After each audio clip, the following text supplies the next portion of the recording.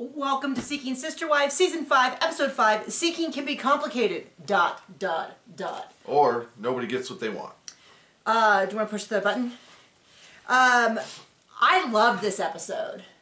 And Natalia, I've been calling her Nathalia because everything online that I searched, that was her name, but Garrick and Danielle call her Natalia, so... And they're not stupid people. Yeah, so it's still up in the air how to pronounce her name, but I'm going to call her Natalia. Anyway, Talia is my favorite person on the show right now. Which is a very low bar. Very low bar. Followed by the Salahudin's mom, who was not on this episode, but was killing it. It's in the preview. And April, the Davis family, steadily going to the bottom of my list as possibly one of the most manipulative people on the show, right next to Danielle of the Merrifields. So... a lot of stuff going on this episode, but let's just get right into the Merrifields. The Merrifields. So we're continuing with the dating app saga. Basically, that's all we get today.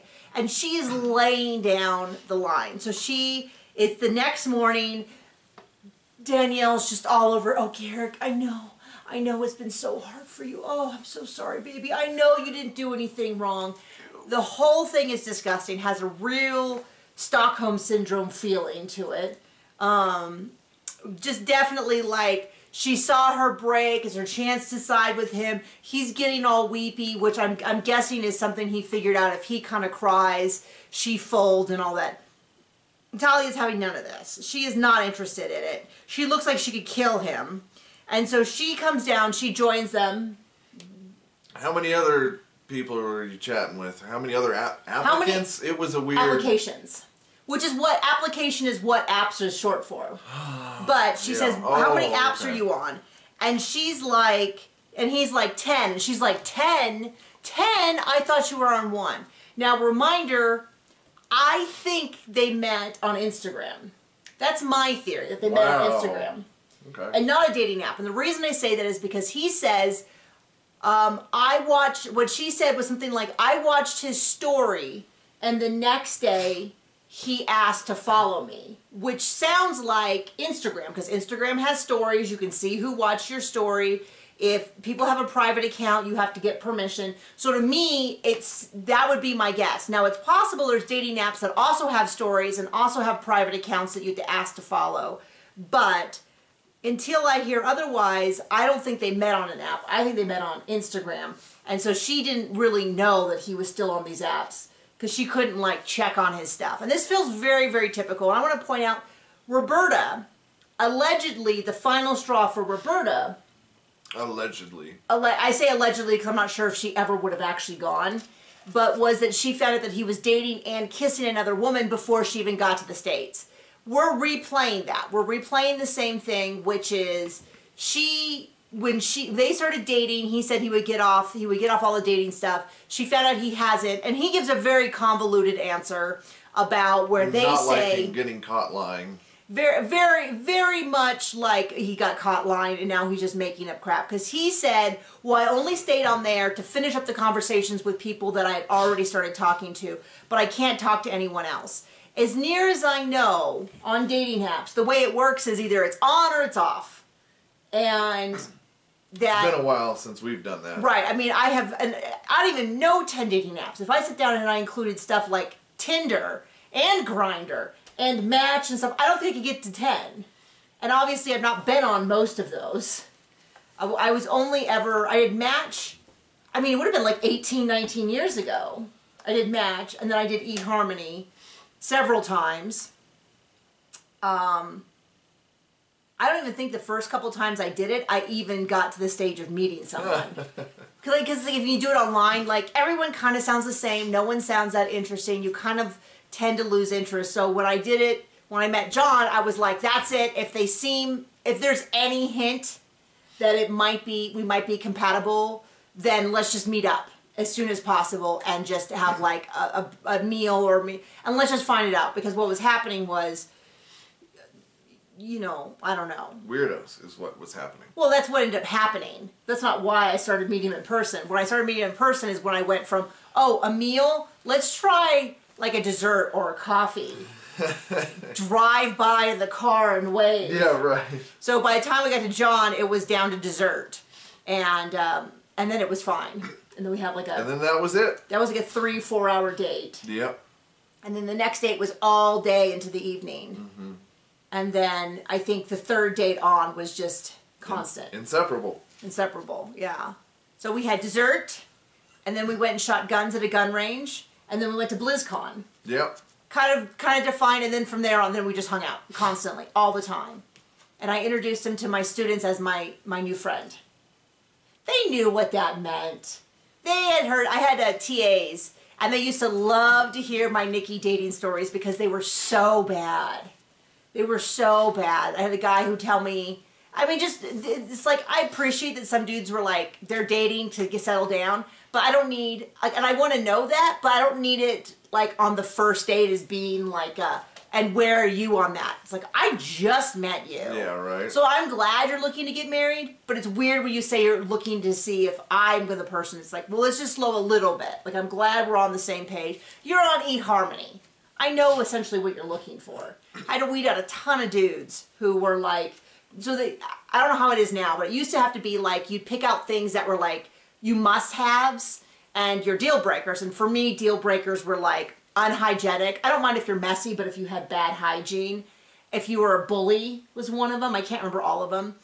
But in my like must-haves were probably things like kind, hard worker, stuff like that.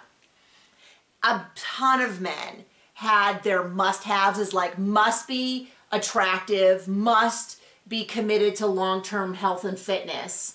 And there was like a third one, and I was like, oh, they just want a trophy wife. Like, they're just saying, I don't care as long as you're beautiful and you stay beautiful and you're committed to never gaining an ounce.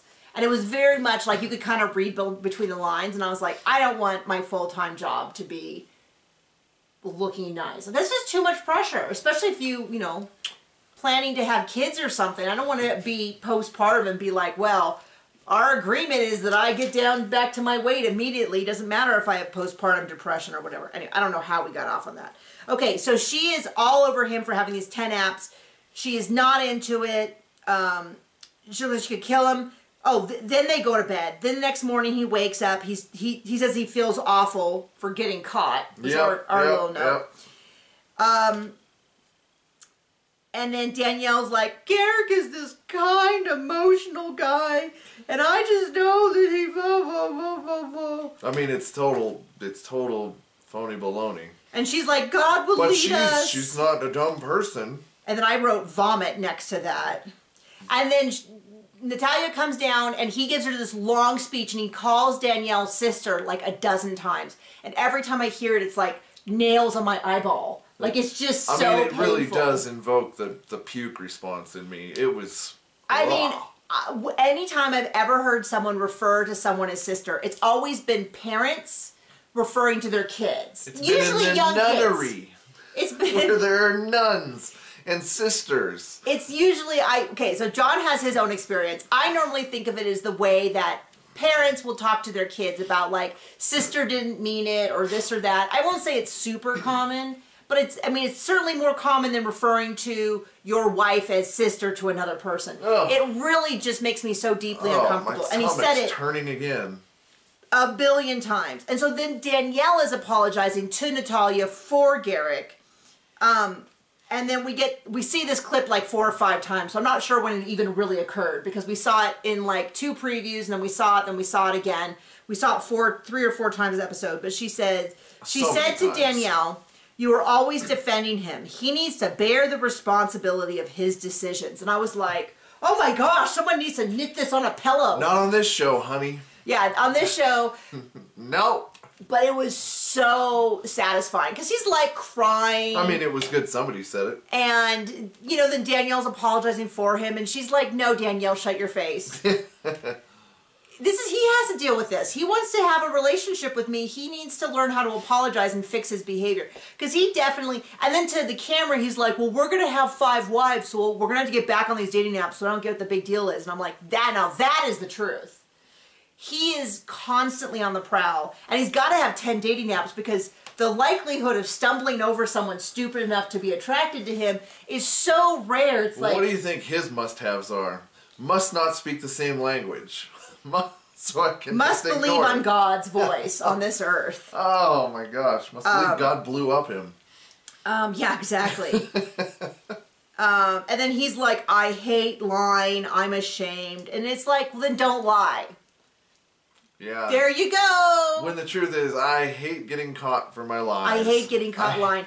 I hate being held accountable for anything. I hate lying because it means that you're just not listening to what I want right from the beginning.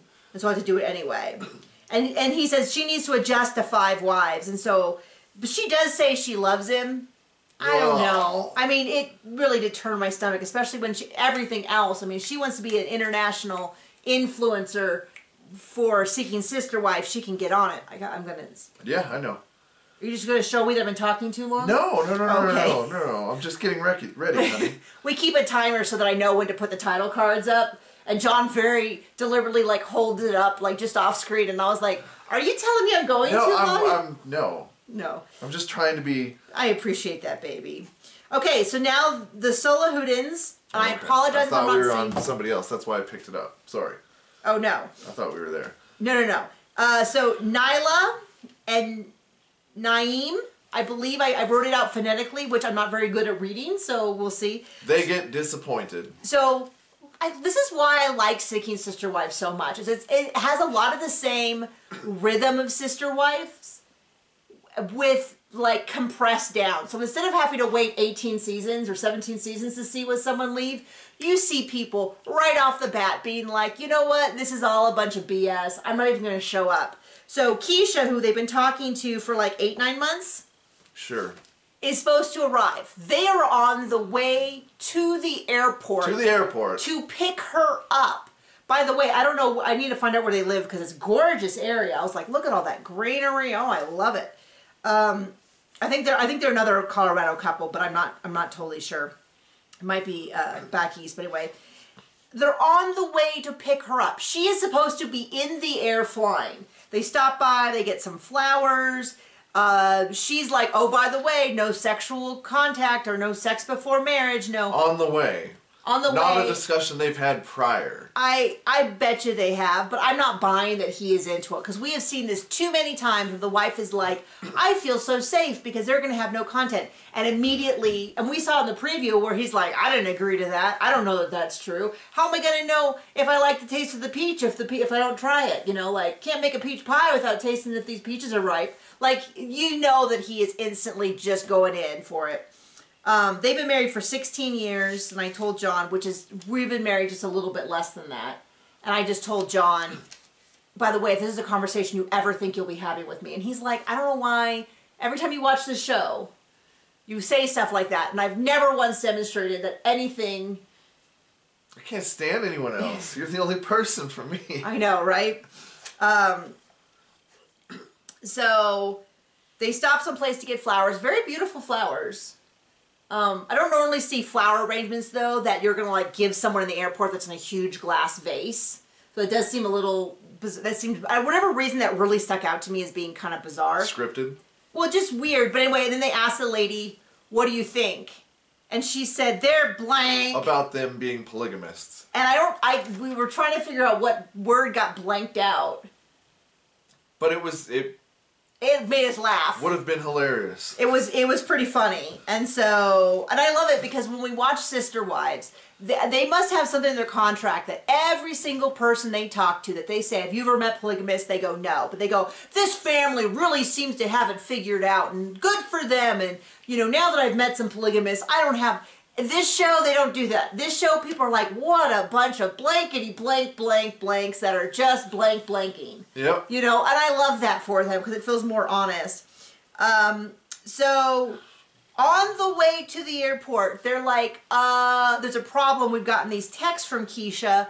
And she's like, well, I need to find a place for my car. I've got to move stuff out.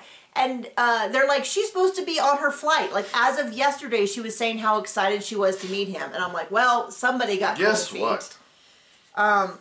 It really makes me Somebody wonder. grew a brain. I would love to see more of their interactions before they show up. Because I go, were there really no warning signs? Was this like just a fun little like cosplay? Well, if we know anything, LARPing, nobody lies on this show. Role-playing thing where they're just pretending that these people want them, and then when it comes time to, you know. I'll tell you what it is. It's, hey, give me money. Oh, I gotta meet you? I'm out. Yeah. You got a little straight hair. Okay, so she is not, we're not. Oh, okay. Okay. They're saying it was a perfect relationship with Keisha. It was amazing. Even though they've never met. And she is, and she hasn't shown up. So it's a little bit. Super perfect. And so they're like, she's supposed to be in the air, and now she's doing this. And then they try to call her, and she's blocked. Was that the one that was blocked? It didn't ring, so they don't know what's going on. And she didn't return their voice messages. And then he's like, well, we already have a reservation, so let's go. And they go into a completely empty restaurant.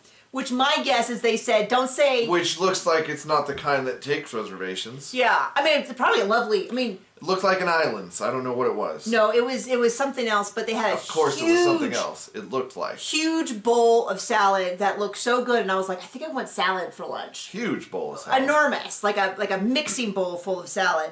Anyway, but we were laughing because we're like, reservations or the restaurant has already been reserved to film in, so we might as well still go. So they go, and he's like, that's it, no more online stuff. We want to meet people face to face. And all I'm thinking is, are there really that many people within face-to-face distances that are open to a polygamous relationship, period? And my answer would probably be no, it is not. Which she brings up. She's like, when we meet people online that are already within this like potential polygamous community, at least we already know the biggest hurdle is over. And he's like, no, we're going to do it in person. And I'm like, yes, I want to see them in person get shot down over and over again. So there you go. So that's how that is going. They're not totally sure. So then we move on to Becky and Justin Ryan. Wait. Oh, John has gotten some information. Or Rebecca Cunneen. Spell it. Cunneen. Two N's? Is what I'm... Okay. Ryan apparently... Is from the barely any research I've done. That's her name. So maybe it's his name too. So, I don't know if that could also be her maiden name. What was the father's name? Oh, I don't remember, but I think I still have it up. Okay, so you find it and I'll just... So apparently Ryan is not their last name, it is his middle name, and they're doing that because the church... Tony Alamo. Is the stepfather. Well, yeah, formerly. Formerly. He is now passed on. He was in jail for being a pervert. For being a pervert because many of his wives were underage girls, like extremely underage girls. He went to prison, he died there, which when I found out basically this week, I like instantly, I've always been creeped out, and I think I said this in previous ones, by her like giddy like, and I grew up in it and this and that, and there was something really off, but finding out that, you know, well, my father was a polygamist and my mom was married to him. Stepfather. Gross. Well, the fact that she's so giddy about this and he went to jail for being a sex pervert, underage kids, really makes me look at her sideways. And it does not surprise me that they are using their middle name. I mean, you got some wires crossed to be on this show in the first place. Yeah. And then with that background... And remember, the husband grew up in that environment too. Oh.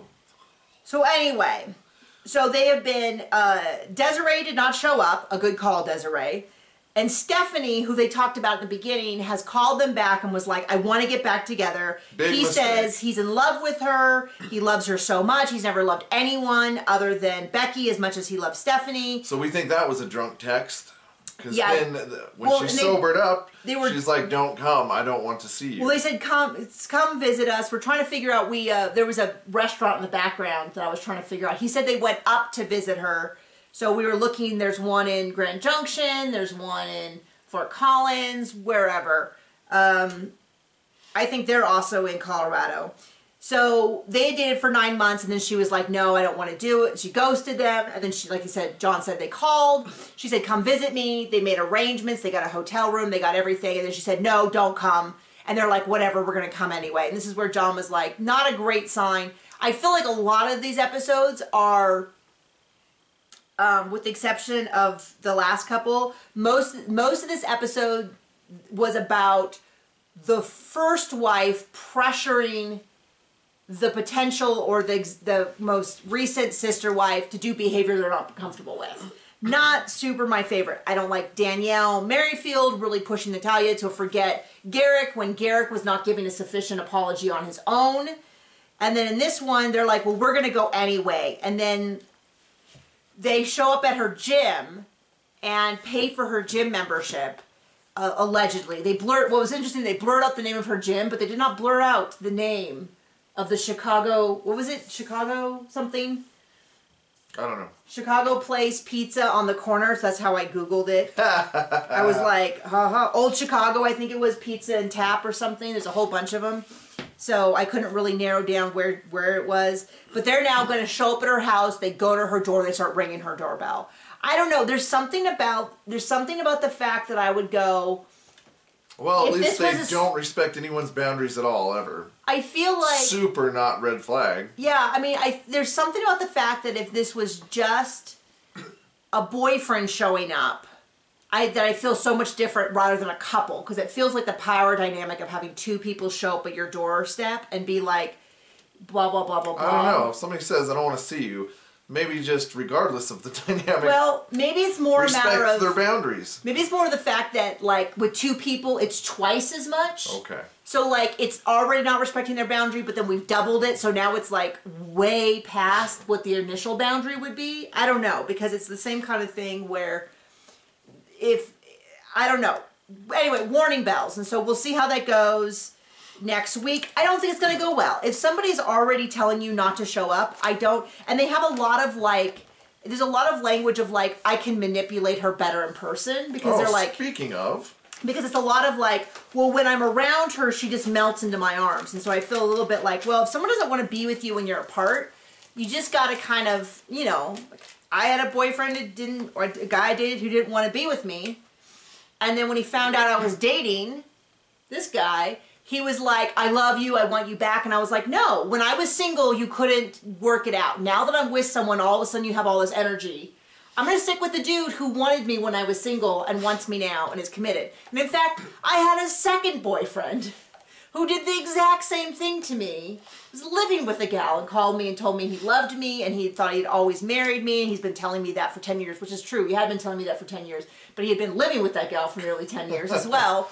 And I just was like, you're out of your mind. You could have, at any point, if you had wanted to pursue me, I was single for a bajillion years. You could have done it. I'm not going to throw away a guy who has only been interested in me since the moment he met me. Not throwing him away. I knew I was punching up. Not for a second. And so I told both of those guys. I think it happened within like a month of each other. And I was like, what is going on? I was single. I mean, I was dating a lot, but I was not in a committed relationship for like a decade. And all of a sudden, they all hear that I'm with someone serious, and they want to. And I was like, no, too little, too late, buddy. It's probably one of the few times I've really pulled off like a real epic whatever. And I'm glad. And then, of course... Yeah, I'm glad, too. The guy that was living with the gal, they got married within like 3 months after that. So I don't know whether he was already engaged and was just trying to screw up my life for fun, or whether he was like genuinely gonna dump her or whatever. But it doesn't matter, because... Mm-hmm. I'm still happy I'm with you. But it's crazy. I'm just pointing out, people do and say crazy things when, that don't really pay us. They pay our gym membership, all that. Okay, so let's get to the Davises. Okay, this is really gross. I don't like any of this. I really don't like any of this. I went from kind of being neutral about April to really not liking her, because this is the dynamic. April is significantly older than Danielle. At least a decade. Possibly more than that. But Danielle is like, I think 24, right? That's what we figured out. She was 22 like that. When she joined the family. Some people said 26, but I think I misunderstood that. But she's young, whereas we know that Danielle has like a older teenager. Anyway, and this is where I get this dynamic. This feels incredibly manipulative to me, and I didn't like it. I didn't like any part of it. Every time she said something, it just felt really manipulative and all of that. So they sit down, Danielle and April. April's the first wife. Danielle is the most recent one. And April's like, I'm the first wife of this family. I'm the matriarch, and I need to have this conversation. And she's like, when you left the family, it really impacted all of us. You went and got an apartment, and you took care of your finances. And my note is that April is really blanked up. You know what I mean? You neglected our child. Yeah, they pull up the child, Vera. Which she has no legal claim to at all, ever. Well, that's my whole thing is like, if she said she wanted to be in that child's life, they would have every right, Jennifer, would have every right to cut her out. She has no legal standing, but they want to use this child as a manipulative tool. She's like, I tried to brush Vera's hair, but she wouldn't let me because you were gone. And I think what really bothers me is this underlying assumption that she has to stay in a relationship that she is uncomfortable with and has explicitly shared in a dozen different ways. Or they're going to withhold their love and attention. And there's just something about all this dynamic that makes me so deeply uncomfortable. I don't have a good language for it because it's different than a monogamous relationship. Because a monogamous relationship, in case you don't know, is one person to one person. In this case, they're ganging up on her and using the child to manipulate her. And it just all feels terribly. If you're a therapist, I would love to hear your professional opinion. Give me some fancy words to use to describe what I'm saying. But it just, on the very root of it, everything inside me is going, this is so icky, this is so manipulative. So gross, yes. And she's like, you need to promise never to do this again. You need to promise never to do this again. And, you know, and then she's like, well, I can never forgive myself. And then she has this whole like, well, we forgive you just as long as you never do it again. And it feels incredibly like... manipulative. I can't think of a better word for it than manipulative, but it just completely icks me out. You need more to me than... And then what April says to her, which is not what Nick said. April says, you mean more to me than adding another girl. We'll put a pause on dating for a while if you promise not to leave us again. And I thought, well, Nick never agreed to that. And we're pretty sure from the preview that he is not going to agree to that. And then what is a while? Until you're comfortable? What if you're never comfortable? You know, and a lot of people said, well, you know, they knew they wanted more wives. Okay, well, here's the mature thing is sometimes you make an agreement, and then when you get into it, you discover, I can't keep doing this. This is not healthy for me. You have the right to say, hey, my boundary for me is that I can't participate in a relationship that's going to continue dating, so I'm going to remove myself. That's okay. I mean, you can't, you know, and they have the right to say, we're going to continue dating, and if you're not comfortable, you can leave. That's also okay. But you can't be like, well, you already agreed to this, and you're no longer comfortable, but we're going to force you to do it against your will. That gets kind of icky. That seems pretty typical for this show. It does. And so they're like, you got to promise that you'll never again, and we won't date for a little bit. And I'm like, first of all, I think what's going to happen is, I think Nick's going to say, no, this is what we agreed to. I think maybe Jennifer is too. And it's going to be the situation where they're going to have to say, you promised you would never leave. But we also said we were going to keep dating, so you can break your promise and break this little girl's heart. The whole thing, bleh. I did not like it. I had such a visceral reaction. And I'm frustrated that I don't have better language to speak of how deeply I disliked it.